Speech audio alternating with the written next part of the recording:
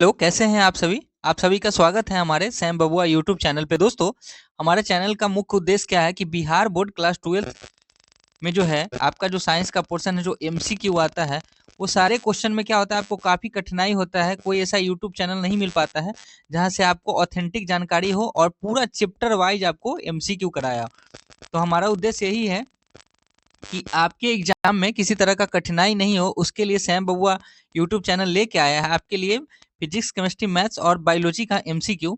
सबसे पहले हम आपको एमसीक्यू कराने वाले हैं, तो आज हम बात करते हैं मैथ के सिलेबस के बारे में। तो देखते हैं दोस्तों, सबसे पहले क्या है कि कोर्स को कंप्लीट कराना है हमारा ये उद्देश्य। उससे पहले हम उस पर बात करेंगे टॉपिक पे कि कौन कौन सा टॉपिक से सवाल आता है और कितना सवाल आता है, कौन सा टॉपिक हमारे लिए इंपॉर्टेंट है, कौन सा टॉपिक इंपॉर्टेंट नहीं है। ठीक है, तो सबसे पहले आपके स्क्रीन पे ये दिख रहा होगा कि Bihar board 12th mathematics syllabus 2025 के लिए है।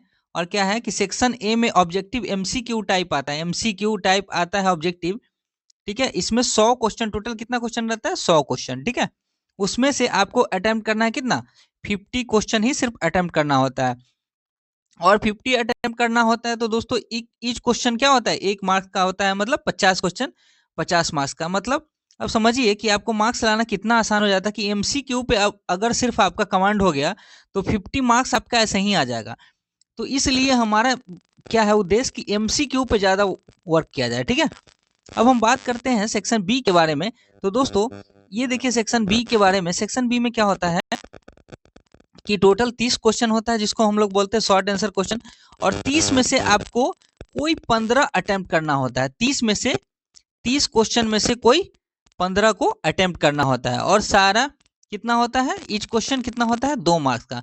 मतलब अगर आप 15 क्वेश्चन को अटेम्प्ट करते हैं, मतलब अगर आप 15 क्वेश्चन को अटेम्प्ट करते हैं तो कितना हुआ, 15 इंटू 2 इक्वल टू 30 मार्क्स इधर और 50 मार्क्स सेक्शन ए से। ठीक है, और सेक्शन बी से 30 मार्क्स। अब हम बात करते हैं सेक्शन सी पे। ठीक है, अब सेक्शन सी पे बात करते हैं। तो सेक्शन सी जो होता है वो लॉन्ग टाइप वाला होता है। ठीक, लॉन्ग टाइप में क्या होता है कि 8 क्वेश्चन रहते हैं आपका एग्जाम में।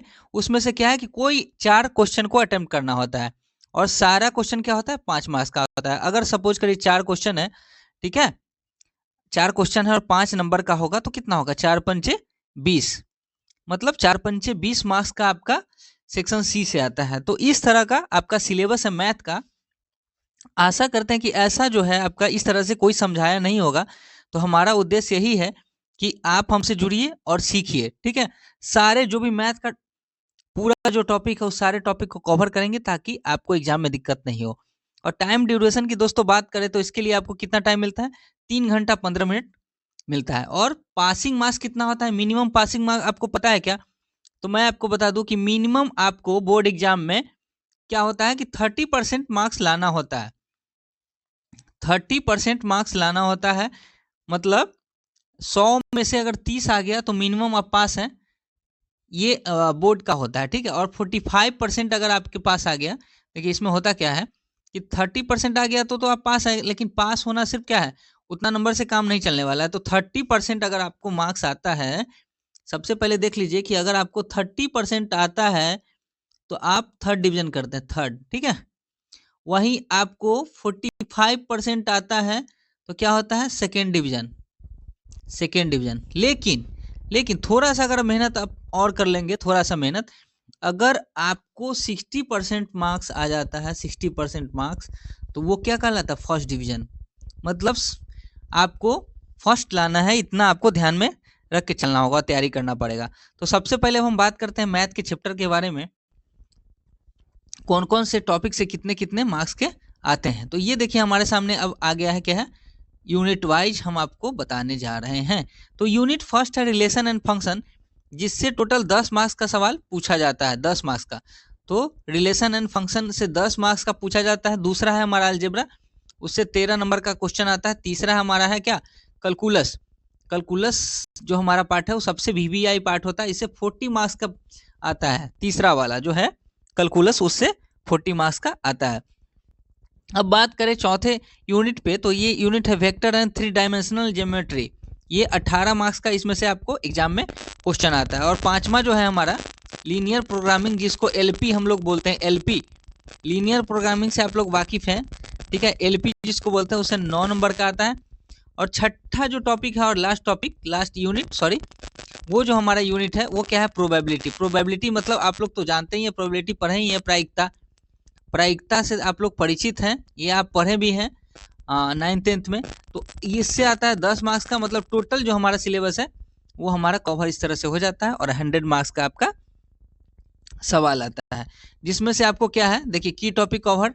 अब देखिए कि मैथ में जो हमारा एनसीईआरटी का बुक है उसमें कुल कितना चैप्टर होता है। तो देखिए आपके सामने स्क्रीन पे दिख रहा होगा कि कुल चैप्टर इसमें 12 होता है। ठीक है, 12 चैप्टर में सबसे पहला जो चैप्टर है वो है रिलेशन एंड फंक्शन। दूसरा चैप्टर है हमारा इनवर्स ट्रिगोनोमेट्रिक फंक्शन।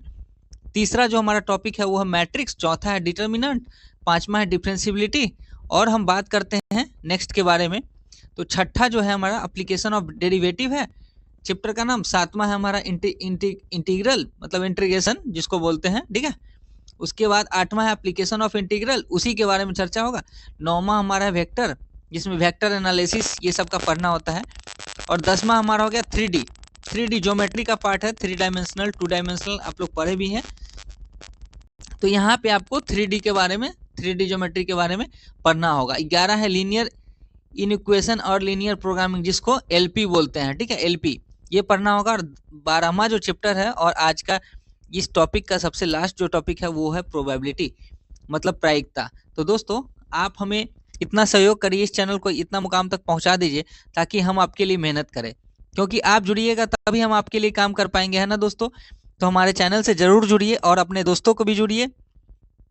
जो भी 12th बोर्ड का तैयारी कर रहे हैं उनको एक बार जरूर बोलिए जुड़ने के लिए, ये चैनल बहुत ही हेल्पफुल होने वाला है। तो thank you so much for Sam बबुआ यूट्यूब चैनल। वीडियो देखने के लिए आप सभी को बहुत बहुत धन्यवाद। अगर हमारा वीडियो अच्छा लगे तो प्लीज़ लाइक कर दीजिएगा, कमेंट करके बता दीजिएगा और अपने दोस्तों में शेयर कर दीजिएगा। दोस्तों हम आपके लिए पूरा सीरीज लेके आने वाले हैं, तो दोस्तों इस चैनल